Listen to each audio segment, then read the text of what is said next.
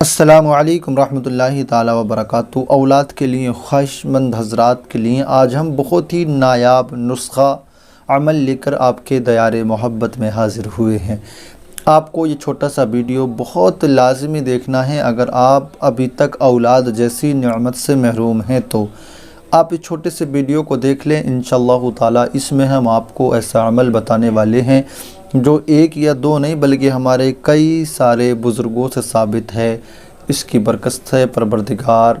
نیک صالح اولاد اور خاص کر بیٹا عطا فرمایا کرتا ہے۔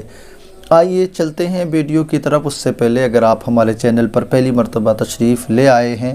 تو آپ اس چینل کو ضرور سبسکرائب کر لیں۔ نورانی وظائف آپ کا اپنا یوٹیوب چینل ہے اور اس پر اسی طریقے کے وظیفے اپلوڈ کیے جاتے ہیں۔ دوستو ساتھیو، شادی کے بعد دلہن اور دولہا کی جو سب سے پہلی خواہش ہوتی ہے وہ یہی کہ پروردگار ہمیں نیک اور صالح اولاد عطا فرما دے، مگر اس کے باوجود تمام کاوشوں کے تمام کوششوں کے باوجود بھی پروردگار اگر آپ کو اس نعمت سے محروم رکھتا ہے تو پھر آپ بہت زیادہ پریشان ہو جایا کرتے ہیں، جگہ و جگہوں کے چکر کاٹتے ہیں، حکیم و طبیبوں کے پاس پیسہ خرچ کیا کرتے ہیں، ڈاکٹر جو ہے نا منہ مانگی فیس آپ سے مانگا کرتے ہیں اور اس چیز کا علاج بھی وہ سب سے زیادہ رقم لے کر کیا کرتے ہیں۔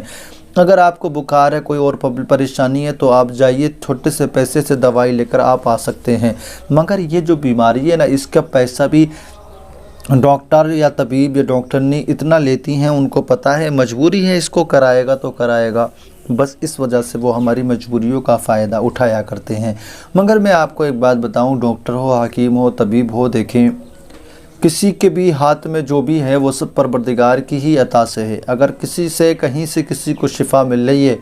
تو یہ نہیں کہ ہمیں اس ڈاکٹر سے شفا مل گئی، بلکہ نہیں، یہ تو صرف بہانہ ہے، یہ تو صرف ذریعہ ہے۔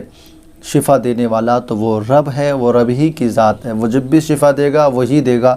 وہ چاہے ڈاکٹر کے ذریعے سے دے، چاہے حکیم کے، طبیب کے، یا پھر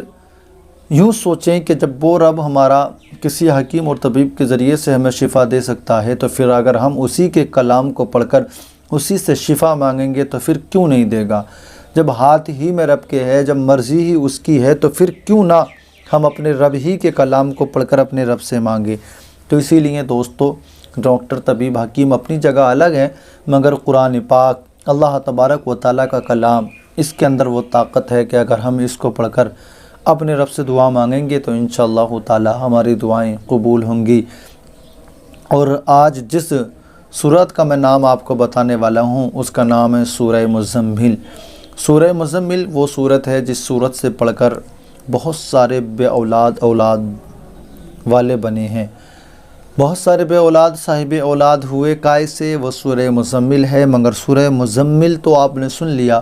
مگر اس کے پڑھنے کا طریقہ کب اور کس وقت میں کتنا پڑھنا ہے یہ میں اب آپ کو بتاؤں گا، کیونکہ سورہ مزمل ہو یا کوئی بھی چیز ہو، ہم جانتے ہوں کہ یہ چیز بہت اچھی ہے اور ہمیں اس کے استعمال کرنے کا پتہ نہیں تو وہ ہمیں کبھی کبھی نقصان دہ ہو جایا کرتی ہے۔ اسی لیے آپ پہلے سن لیں صحیح طریقے سے کہ سورہ مزمل شریف کو کس طریقے سے پڑھا جائے گا اور کب پڑھا جائے گا، کیونکہ جو میں یہ عمل آپ کو بتانے والا ہوں یہ ایسا نایاب اور اتنا بہترین عمل ہے اور یہ کچھ ہی مخصوص دنوں میں کیا جاتا ہے۔ آپ یہ بھی یاد رکھیں، مہینے میں صرف ایک بار کیا جانے والا یہ عمل ہے، آپ اس کو ضرور کر لیں۔ اور ایسا بھی نہیں کہ آپ کو روزانہ پڑھنا ہو، مہینے میں صرف ایک بار آپ پڑھیں گے، آپ دیکھنا اس کی برکتیں انشاءاللہ تعالی آپ بے شمار برکتیں پائیں گے۔ اور آپ کو اگر دعا کرانا ہو، آپ کے اولاد نہیں ہو تو آپ اپنا اور اپنے شوہر کا یا شوہر اپنا اپنی بیوی کا نام ہمیں کمنٹ میں لکھیں، انشاءاللہ تعالی ہم خاص دعاؤں میں اس کو یاد کریں گے۔ اور ہم تو یوں ہی دعا بھی کرتے ہیں، پروردگار جتنا حضرات کی بھی شادیاں ہوئی ہیں مولا، اگر وہ اولاد جیسی نعمت سے محروم ہے تو پروردگار تو ان سب کو نیک اور صالح اولاد عطا فرما۔ آئیے چلتے ہیں ہم ویڈیو کی طرف اور ہم آپ کو بتاتے ہیں عمل۔ جیسے ہی عورت حیض کے دنوں سے فارغ ہو، یعنی ناپاکی کے دنوں کو، ناپاکی کے ایام کو وہ ناپاکی کے ایام کو وہ ختم کرے، جس دن وہ غسل کر لے مثلاً جیسے آج غسل کر لیا، آج وہ پاک ہو گئی، تو وہ ارادہ کر لے کہ کل کو میرے کو بھی اور میرے شوہر کو بھی، دونوں کو ہمیں روزہ رکھنا ہے۔ دونوں روزہ رکھیں گے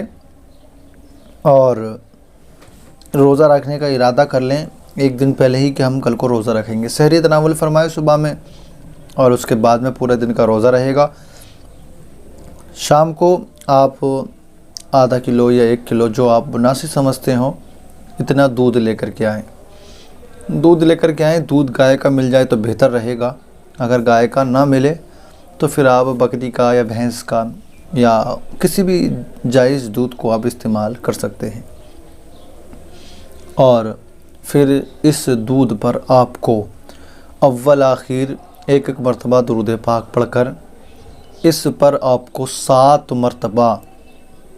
سورہ مزمل شریف کی تلاوت کرنی ہے۔ 7 مرتبہ اس پر سورہ مزمل شریف کی تلاوت کرنی ہے۔ اول آخر 3 دن بار درود پاک پڑھنا ہے جو بھی آپ کے یاد ہو، اور اس کے بعد میں اس دودھ پر دم کر دینا ہے۔ اب یہ چاہے شوہر پڑھ لے چاہے بیوی پڑھ لے، جو اچھا پڑھنا جانتے ہوں، یا دونوں میں سے کوئی نہیں جانتا ہو تو کسی اور سے پڑھوا لیں کہ ہم کسی مقصد کے تحت یہ پڑھوا رہے ہیں، آپ اس پہ پڑھ کر دم کر دیں، تو آپ پڑھوا لیں۔ اس کے بعد میں اس دودھ سے آپ کو کھیر بنا لینا ہے۔ کھیر بنا لیں یا پھر ایسے ہی دودھ بھی گرم کر لیں، کوئی حرج نہیں ہے، مگر کھیر بنانا تھوڑا بہتر رہے گا کیونکہ کتابوں میں جو حوالہ ہے وہ کھیر ہی کا ہے۔ تو آپ کھیر بنا لیں شام کو، اور شام کو کھیر بنانے کے بعد میں دونوں میاں اور بیوی اسی کھیر سے افطار کریں، دونوں اسی سے افطار کریں اپنے روزے کو، اور مغرب کی نماز پڑھیں، عشاء کی نماز پڑھیں، رب سے دعائیں کریں، اور پھر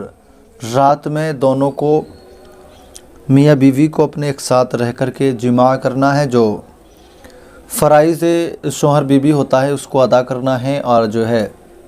وظیفہ جوزیت کو ادا کرنا ہے، اور اس کے بعد میں صبح کو غسل کر کے فجر کی نماز بھی پڑھنی ہے اور رب سے دعائیں کرنا ہے۔ انشاءاللہ تعالیٰ آپ یہ مہینے میں صرف ایک بار کرنے کا وظیفہ ہے، آپ اس کو ضرور کریں، آپ پھر اس کی برکتیں دیکھیں گے۔ آئیے چلتے ہیں، ہم پھر لائیں گے کوئی نیا وظیفہ آپ کے لیے، جب تک کے لیے خدا حافظ۔